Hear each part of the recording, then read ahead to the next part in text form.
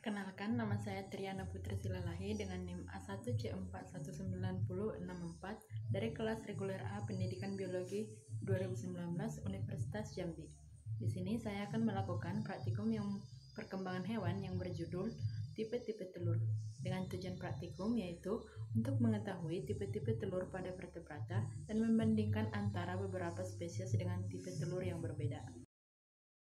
Telur adalah salah satu alat perkembangbiakan yang dimiliki hewan. Telur itu sendiri merupakan hasil dari fertilisasi sel telur yang berfungsi menjaga dan memelihara embrio. Pada telur memiliki beberapa bagian. Yang pertama itu ada cangkang telur. Cangkang telur berfungsi sebagai pelindung utama bagi telur dan memiliki pori-pori sebagai jalan keluar masuknya udara. Yang kedua, ada membran cangkang.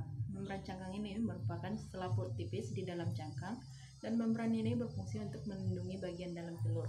Kemudian membran cangkang ini salah satu ujungnya tidak menempel pada cangkang sehingga membentuk rongga udara.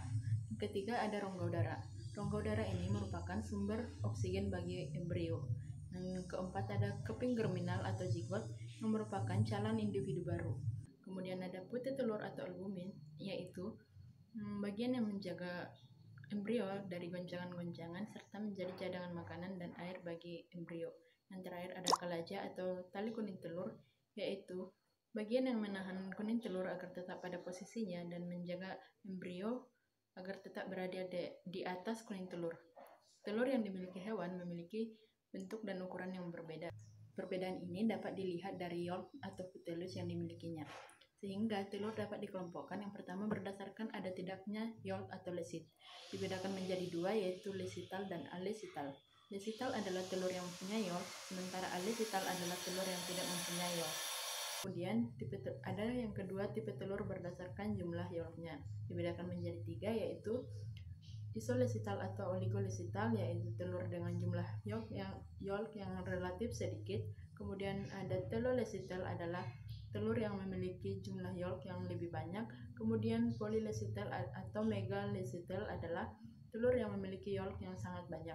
Yang ketiga ada tipe telur berdasarkan penyebaran yolknya, dibagi menjadi 4, yaitu yang pertama isolesital atau oligolesital, yaitu telur dengan jumlah yolk yang sedikit dan penyebarannya merata di dalam sitoplasma.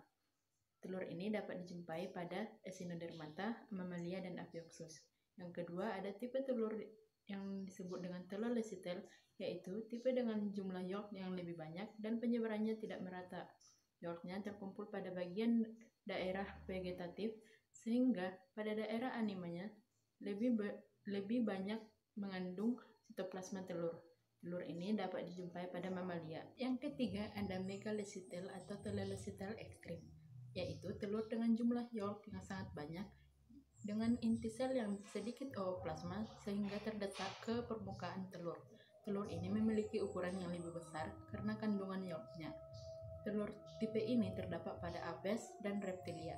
Yang terakhir ada centrolesital, yaitu telur dengan yolk yang terhimpun pada bagian dalam dari telur. Dengan sitoplasma telur terdapat sebagai selaput tipis pada permukaan telur dengan pulau-pulau sitoplasma di pusat telur. Contohnya pada telur arthropoda.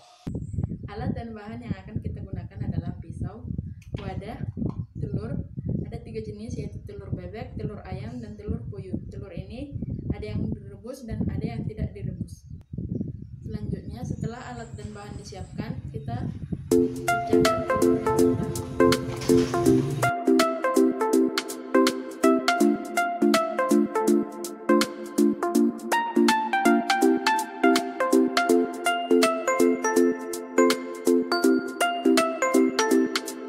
Kemudian kita amati bagian-bagian dari telur.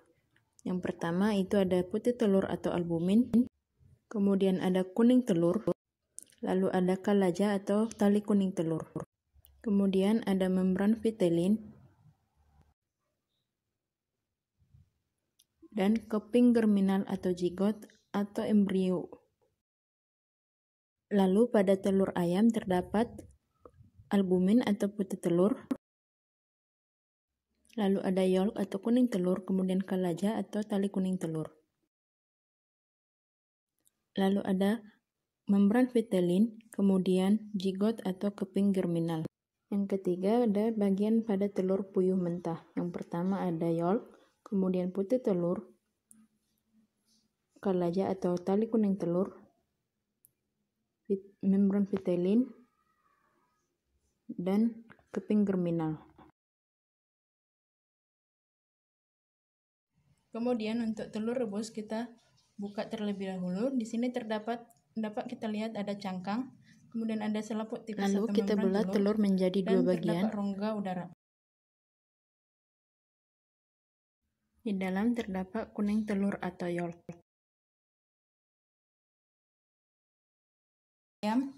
Kita dapat melihat bahwa di sini ada cangkang telur. Kemudian kita kupas untuk melihat bagiannya. Di sini terdapat selaput tipis atau membran cangkang. Kemudian kita belah telur menjadi dua bagian.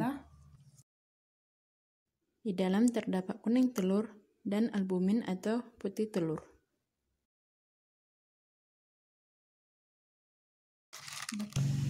Yang ketiga ada telur puyuh. Di sini kita dapat melihat bahwa bagian-bagian dari telur puyuh terdapat cangkang telur. Kemudian pada bagian dalamnya terdapat membran cangkang. Lalu untuk rongga udara terdapat pada salah satu ujung dari telur. Yang ini merupakan rongga udara. Kemudian untuk kuning telurnya dapat kita lihat di dalam dengan albumin. Dari praktikum yang telah dilakukan dapat diketahui bahwa telur bebek, telur puyuh, dan telur ayam merupakan tipe telur lesital dan berdasarkan jumlah yolknya termasuk dalam tipe megalesital, sedangkan berdasarkan penyebaran yolknya termasuk dalam tipe telolesital ekstrim.